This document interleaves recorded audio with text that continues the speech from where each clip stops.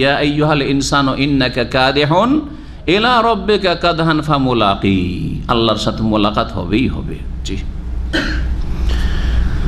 ফাম্মা মান উতিয়া কিতাবা ইয়ামিনিহি, আল্লাহর সাথে মোলাকাতের পরে কি হবে শোনেন, যে দুই ভাগে ভাগ হয়ে যাবে মানুষ, দুই দল।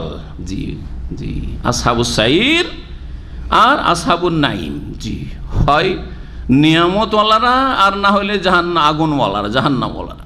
জি, আল্লাহ বলছেন ফাম্মা মান উতিয়া কিতাবাহু বিয়ামিনিহি, দুই দলের এক দল এমন হবে যাদেরকে ডান হাতে কি দেওয়া হবে, তাদের আমলনামা কর্মলিপি দেওয়া হবে। ফাম্মা পক্ষান্তরে, ফাম্মা সাধারণত পক্ষান্তরে অথবা কখনো কখনো অলঙ্কারের জন্য এই অর্থ হয়তো ওখানে প্রযোজ্য নয়।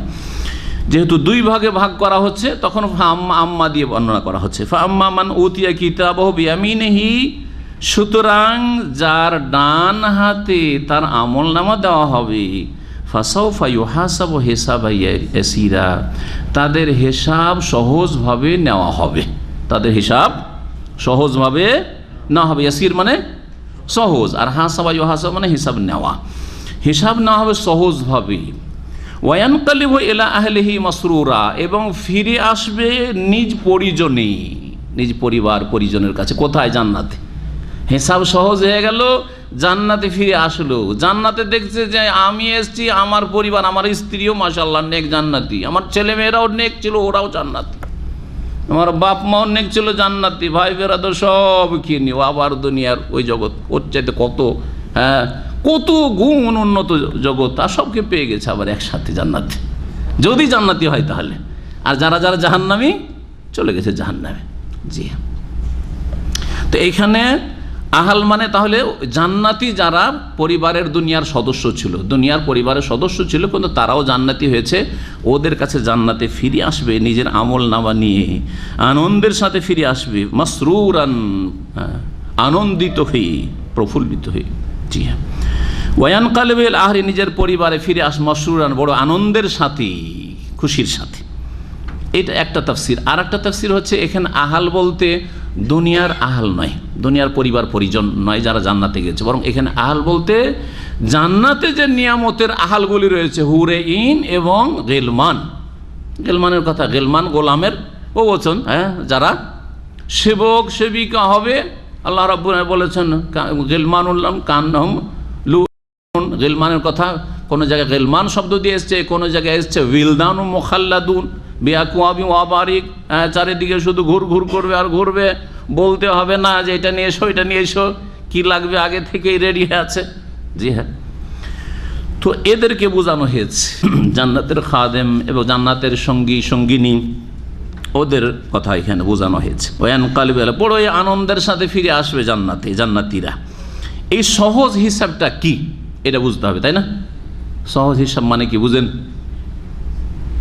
হাদিসের কথা তো কে বুঝে সহজ হিসাব? আল্লাহ সহজ হিসাব নেবেন কাদের? যারা জান্নাতি তাদের। এই সহজ হিসাব বলতে কি বোঝানো হয়েছে?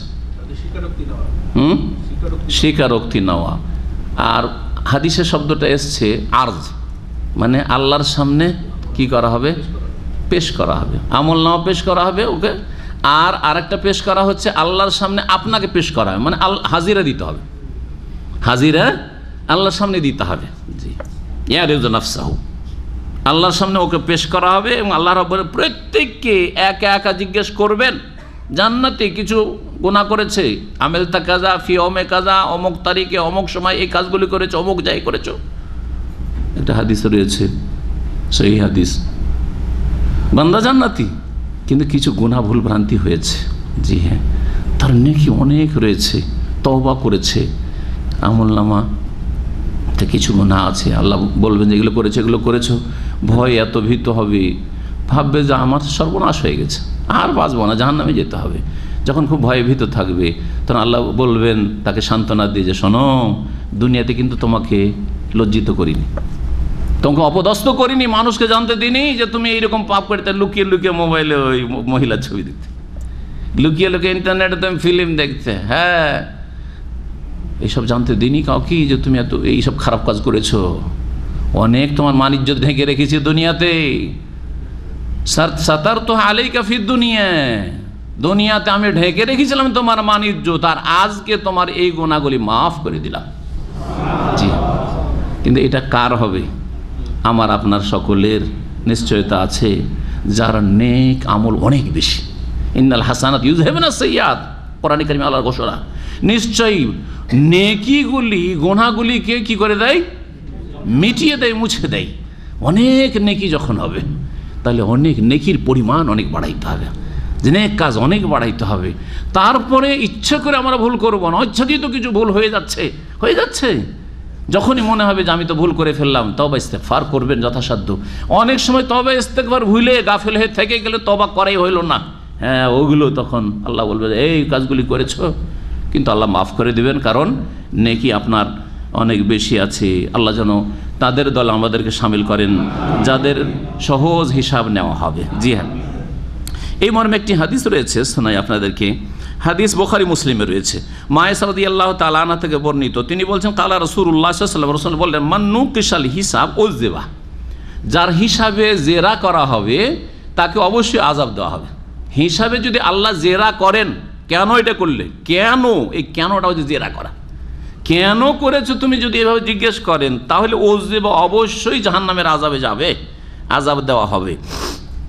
ফাকুলতু, তখন মা আয়েশা বলছেন আফালাইসা কালাল্লাহু তাআলা, আল্লাহ কি কোরআনে কারীমের এই সূরা ইনশিকাকে বলেন নাই ফাসাউফা ইউহাসাবু হিসাবান ইয়াসীরা, আল্লাহ সহজ হিসাব নেবেন। আবার আপনি বলছেন যদি কারো হিসাবে জেরা করা হয় তাহলে তাকে আযাব দেওয়া হবে। অন্য রিওয়ায়াতে আরেকটা শব্দ রয়েছে হালাকা, সে ধ্বংস হয়ে যাবে, তার সর্বনাশ হয়ে যাবে। তো আল্লাহ তো বলছে সহজ হিসাব নেব। তখন নবী সাল্লাল্লাহু আলাইহি ওয়াসাল্লাম বলেন লাইসা যাকে বিল হিসাব, এই যে সহজ হিসাব এটা হিসাব নয় আসলে, কি এটা? ওয়ালাকিন যালিকা আল আরদু, বা যালিকে আল আরদু, যেহেতু আয়েশা রাদিয়াল্লাহু তাআলা আনহার সাথে কথা বলছেন, যেমন যালিকে পড়াটাই হচ্ছে শুদ্ধ।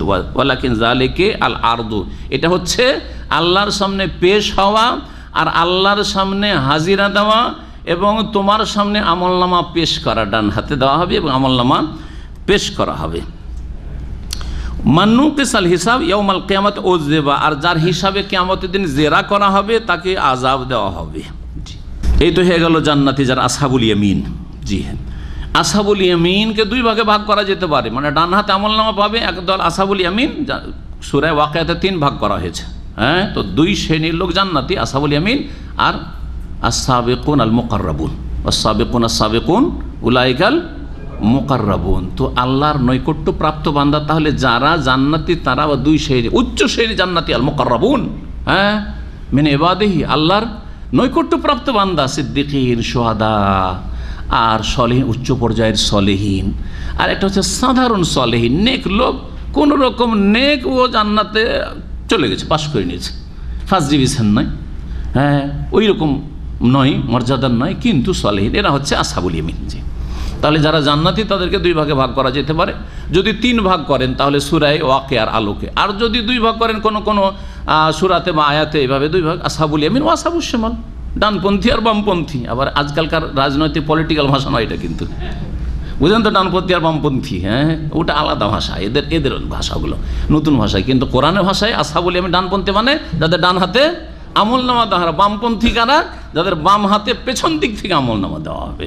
জি, পেছন দিক থেকে দেওয়া তাকে অপমান করা ঠিক না, তাকে লাঞ্ছিত করার জন্য পেছন থেকে দেওয়া হবে।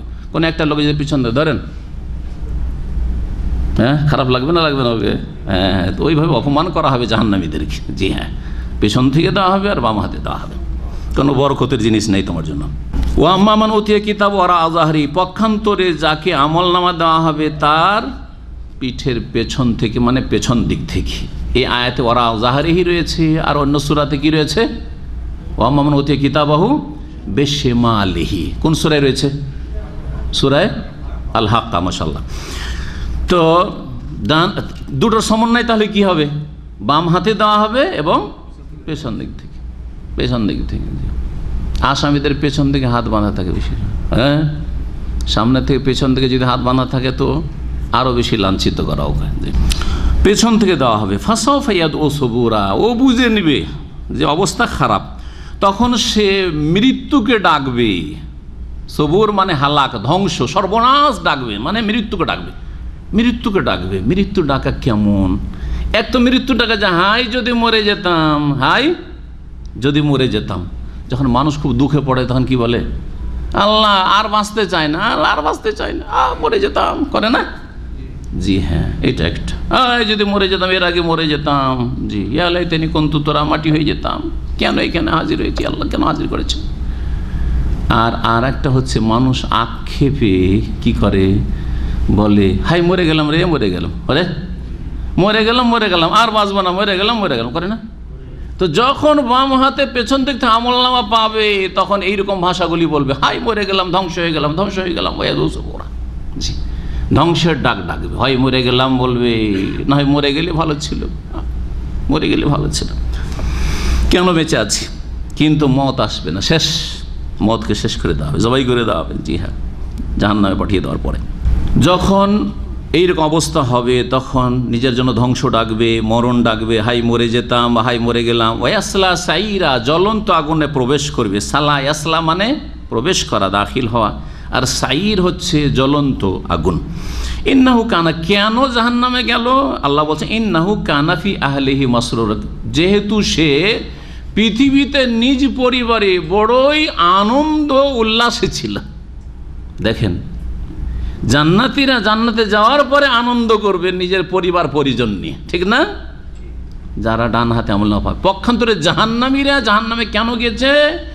আনন্দ ভোগ করতে গিয়ে, উল্লাস করতে গিয়ে তাড়াহুড়া করে দুনিয়াতে আনন্দ আর ভোগ বিলাস করেছে অবৈধ।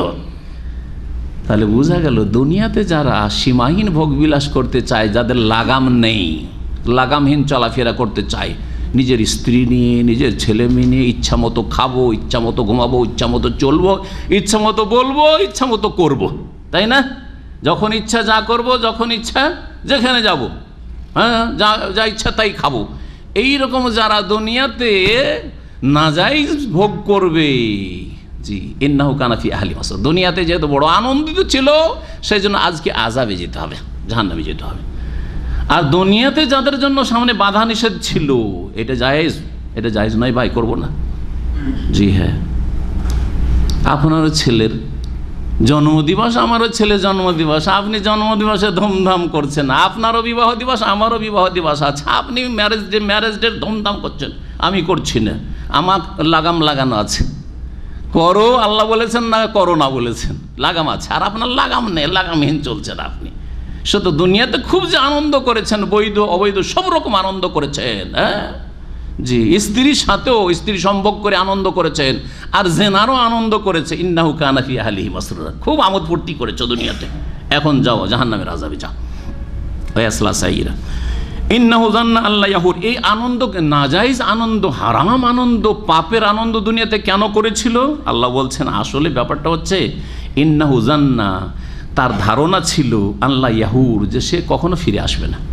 আরে দুনিয়া তো আমোদ ফুর্তি করার জন্য, পয়সা দিয়েছে বা পয়সা আছে, দিয়েছে তো কমই লোক বলে, পয়সা আছে এত টাকা করব কি, এগুলো করবো না তো, হ্যাঁ জি হ্যাঁ, গেল সিঙ্গাপুর, থাইল্যান্ড, আর কোন কোন দেশে, আর মদ আর জেনা আর কত কি পাপে লাখ লাখ টাকা খরচ করে চলে আসলে, কোনো লাগাম নেই।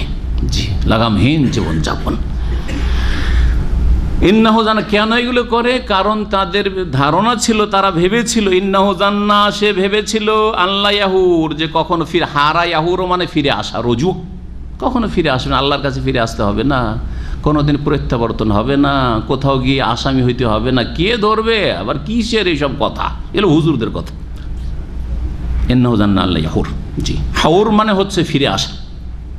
নবী করিম সাল্লাল্লাহু আলাইহি ওয়াসাল্লাম একটি দোয়া রয়েছে, সহিহ মুসলিমের রিওয়ায়াতটি রয়েছে, আশ্রয় প্রার্থনা, আল্লাহুম্মা ইন্নী আউযু বিকা মিনাল হাউরি বাদাল কওর, আল্লাহ ভালো হয়ে যাওয়ার পরে মন্দর দিকে ফিরে যাওয়া থেকে আশ্রয় কামনা করছি তোমার। মানুষ হেদায়েতের পরে যাতে করে গুমরাহির দিকে না ফিরে যায়, নামাজি হওয়ার পরে বেনামাজি না হয়ে যায়, দাড়ি রাখার পরে দাড়ি না মুন্ডায়, সহি আকিদে আসার পরে আবার যেন বদাকিদাই না চলে যায়, শিরক বিদআতে না চলে যায়, বা চরমপন্থী না হয়ে যায়। এই জন্য এই দোয়াগুলি করা উচিত। যেমন কোরআনে কারীমের দোয়া, রব্বানা লা তুযিগ কুলুবানা বা'দা ইয হাদাইতানা ওয়া হাব লানা মিন লাদুনকা রাহমাতান ইন্নাকা আনতাল ওয়াহ্হাব। তেমনি নবী করিম সাল্লাল্লাহু আলাইহি ওয়াসাল্লামের দোয়া, আল্লাহুম্মা মুসাররিফাল কুলুব সাররিফ কুলুবানা আলা তাআতিকা ইয়া মুকাল্লিবাল কুলুব সাব্বিত কলুবানা আলা দীনিক বা সাব্বিত কলবি, এক বচন দিয়ে হাদিসে রয়েছে, বহু বচন করতে পারেন, সাব্বিত কলবি আলা দীনিক, আল্লাহ আমার অন্তরকে তোমার দিনের উপর প্রতিষ্ঠিত রাখো বা দৃঢ় রাখো। এইরকম এই দোয়াটি আল্লাহুম্মা ইন্নী আউযু বিকা আল হাওরে বাদাল কওর ইন্নাহু জান্না আল্লাহ ইয়াহুর বালা। হ্যাঁ, অবশ্যই ভাবছিল যে ফিরতে হবে না, অবশ্যই ফিরতে হবে। ইন্না রব্বাহু কানা বিহি বাসীরা, নিশ্চয় তার প্রতিপালক তার সম্পর্কে সব কিছু দেখেছে। সব আল্লাহ দেখেছেন, সর্বদ্রষ্টা তিনি, সব কিছুর ওপর নজরদারি আল্লাহর ছিল।